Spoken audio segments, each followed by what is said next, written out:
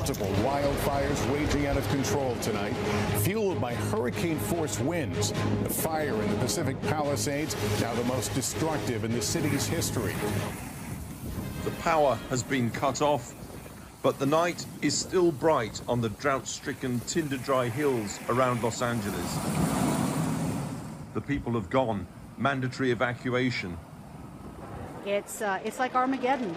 When you can see the flames coming up over the houses and you're just getting out of the driveway and the smoke and the ash is so thick, I'm surprised all of us got out of there without burning up ourselves.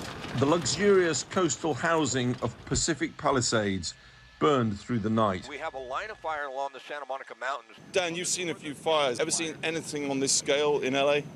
This is the worst one for me. Worst one I've ever seen. No question. No question. An army of fire crews has been here for 3 days and nights now. The prime objective is to save lives first, get the people out. Their properties come very much second.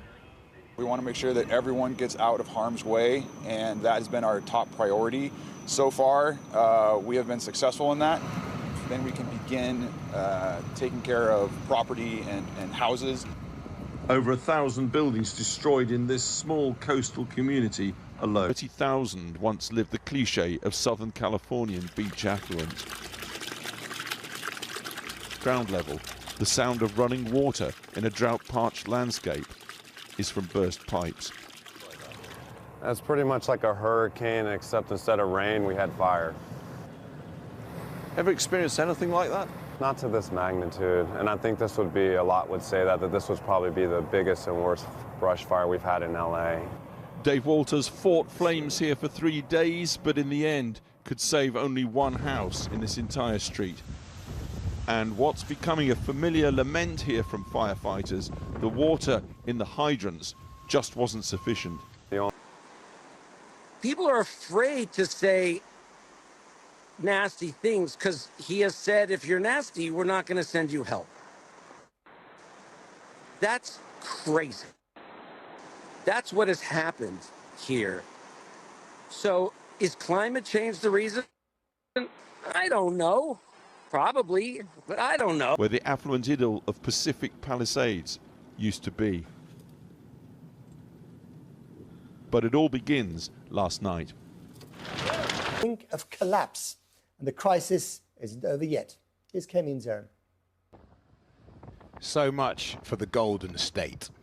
From the Pacific Coast Highway to Malibu, wildfires continue to ravage America's wealthiest state.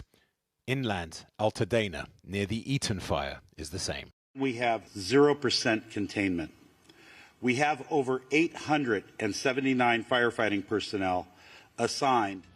Wildfires fanned by climate breakdown, which is making large parts of some of America's most desirable zip codes uninsurable. Some of the country's largest commercial insurance providers are pulling out of fire zones like Palisades. California's insurer of last resort is called FAIR, which is now the only option for thousands of homeowners and businesses.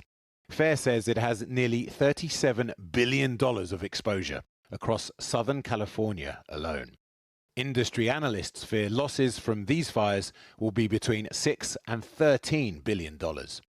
But last summer, FAIR acknowledged they only have about $385 million in reserves to pay for claims.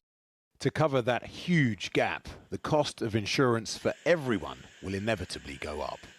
And it's not just wildfires. Insured losses from natural disasters across the USA are skyrocketing. 2009 to 2016, losses generally stayed well under $60 billion a year. But 2017 to 23, it's only dropped below $60 billion once. 2025. What used to be some of LA's most expensive homes. What a start to the year. But what happened there, I don't think there's anything that I've ever seen quite like it. And the insurance companies are going to have a big problem because you're talking about big, big dollars. But could it become Trump's problem? Motto, drill, baby, drill. A California Senate Budget Committee report published only last month was titled, "The Climate-Driven Insurance Crisis is Here and Getting Worse."